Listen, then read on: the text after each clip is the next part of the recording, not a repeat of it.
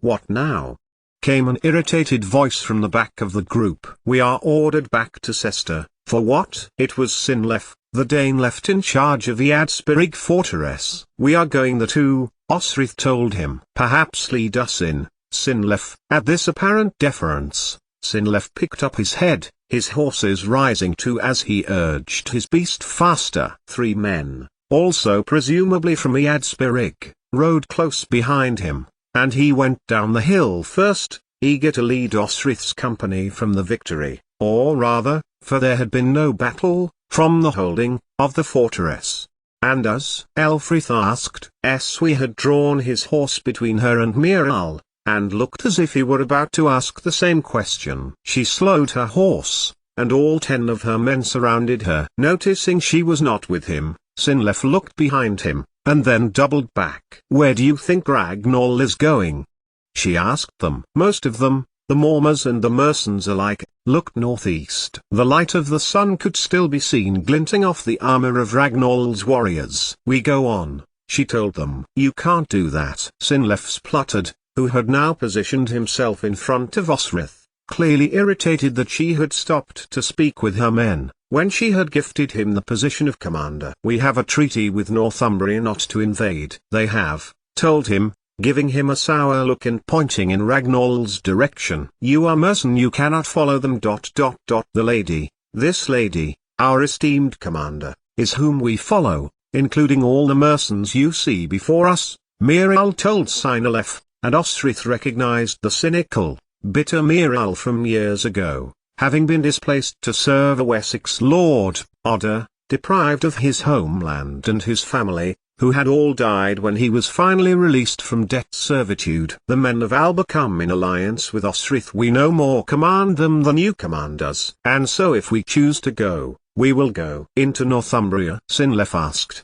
and moved his eyes from the irate Miral to Osrith. You cannot. We have an oath with the Lady Osrith, said Elfkin, he told Sinlef. Every Merson you see before you. We swore long before any agreement was arranged between Mercia and Northumbria that we would follow her. He smiled at Osrith, knowing that every Merson was now looking at her, remembering that oath, and that Sinlef knew very well that Elfkin was speaking the truth. So if Osrith says we will enter Northumbria in pursuit of Ragnall, then, we will enter Northumbria. A few moments passed, and Sinlef turned, his 3 men beside him. It was clear he knew he had been overruled, and as he got 50 yards from them all, turned back, and shouted, Lady Ethelfled will hear about this. Good. Shouted back Miral. Tell her, the Lady Osrith is doing her work for her. Miral, Elfrith declared. The lady might hear about this. Oh, I doubt it, Miral replied. I doubt that man will admit to the Lady of the Mersons that he failed to stop us crossing to Northumbria. He looked to Osrith. If that is what you decide. We are going, Osrith told them, and in Anglish, Gaelish and Cymric outlined the plan. They would follow Ragnall as long as they possibly could, avoiding a fight unless they were pressed to one. And whatever nefarious action the Norseman was planning, they could be there to oppose it. Northumbria, she called, from the hillside, halfway between Cester and Eadisperig. On the northern bank was Rumfcofer, coastal defensive town, which was now redundant, waiting if it were, still, for an invasion fleet that was a smouldering wreck on the north bank beside Brunanburg. Northumbria called her men. Would it be the right decision? Osrith thought, as they set their horses on the northern path along which Ragnall had led his men. Only time would tell. 88,888,888. Why has he gone? Asked Elfrith of Eswi. The 2 men rode a little ahead of the men, got on well, and that was no bad thing, thought Osrith. Easy. Eswi leaned over his dark brown horse and wiped away some of the leaves that had fallen onto his horse's neck from an ash tree a little further up. To build an army, take Eothwick, take Cester, take Mercia, take the whole of the greater Isle of Britain, Strathclyde and Pitland, too, he added, Owain bridling at the mention of his family's homeland, and Cumbraland. Elfrith told her. I know, Osrith nodded. It was true. Because of Guthred's death, there was a void of rulership. They don't recognize your father, Prince Owain. They don't see your brother, Osrith, Elfrith went on. They see Cumbraland as a place where a Dane was once king, and there is no reason why another cannot take his place. Caligwillid instead of Eofic? Osrith replied. I cannot see that. But, it is possible. If he did, he was a stupid fool, Osrith thought to herself. Cumbraland had seen a weak, ineffectual king, but Guthard has been king for about 30 years and his low-key approach to governance had, remarkably, worked. Where are they? Miral asked suddenly. They had traveled for several hours and covered about 30 miles. The line of shimmering armor which had been in front of them had now all but disappeared. Elfkin looked up to the sky. It's not cloudy, he pointed out, which, had it been, would have accounted for a lack of shiny steelware. From the back of the group, Engus and Felim came, and Falkberg next to them and Egelfrith. All four rode out, looking down over the lower land of the Merse, for the Norse had been following the river. No sign, Engus told her. None. And Osrith went to look. They must be here, somewhere, she told the landscape in general. How could Ragnall have hidden thousands of men? There was nowhere, no hills or vales, nor here. Look, came Eswi's voice. Look, there.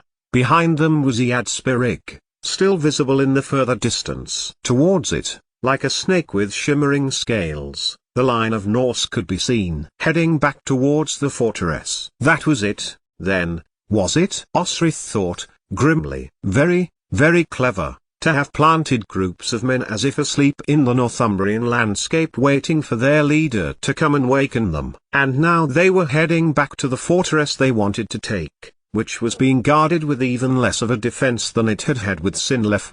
We go, called Osrith to them, all. We must help Aldhelm keep the fortress. And then there were no more commands, just the hurrying of hooves over tussocks of grass and rocks, back to Eadspirig. We won't catch them, Elfrith called over to her, as they galloped down the slope of the ridge they had climbed. And he was right, for they were too far away. But sense, utter sense, had brought the mercenaries from Cester to oppose them. And then, something else happened. The fighting body of Norse, and Irish, Osrith supposed, circumvented the fortress that she was so convinced they wanted. It could only be her brother who had manufactured this, encouraged Ragnall that it would be a good idea to attack Cester. Because father always said it was a mistake to ever attack Cester. Now the curtain wall has been built and the palisade wall refortified. That had been her nephew, Father Oswald, who had told Osrith that the night before. She slowed back down. Are we not aiming to get to Eadspirig? Elfrith called over to her. We looked at Osrith too, also wanting the answer to that question. They are not going to Eadspirig, she told them, and turned and told the rest of her men, the realization falling to her. Of course, they are not going to Eadspirig, they are going to Cester. And they will not win there, whatever their plan is. Osrith inhaled, exhaling carefully, to steady her thoughts. We go to Cester, Osrith told them. After a minute, Aldhelm will have men holding Eadspirig. She looked at the fortified city at the beginning of the estuary. Cester, 88,888,888. So they saw the Norse in the mud and the chaos, slowly picking themselves up after the battle. And they saw the Norse return under Ragnall, catching half of the mercenary army ambling towards their city. It had taken them off their guard, but the mercenaries, with their factional allies from Deheubarth to turn and fight the onslaught. The guard was tightened in the wall. Osrith watched as more warriors joy-eyed those already on watch, angling their spears in combat position. Blades, no doubt, not far from hand if Ragnall had intended a siege. Come on, Osrith told her men. We will join where we can, and fight the bastards. And fight they did, as mercenaries peeled themselves off the ground, brushing away mud, looking for their companies, and Osrith's warriors, back from their brief foray into forbidden Northumbria, charged at the line, over the unsteady landscape of stone and mud, swords drawn.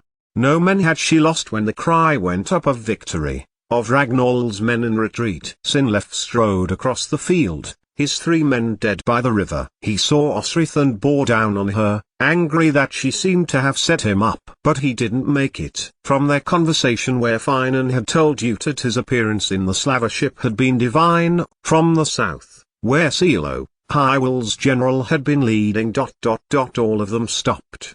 From the north bank of the river came a shout, and then a screech as if a bean-sigh had come with the wretched Norse. It was Bryda. Bryda had come from Ireland, clearly, with Ragnar's men from Dunham, and added her number to Ragnall's. But she had not gone with Ragnall into Northumbria. Had she hidden, as subterfuge? Osrith looked, and wondered something else. Had she engineered the whole strategy? Who is that?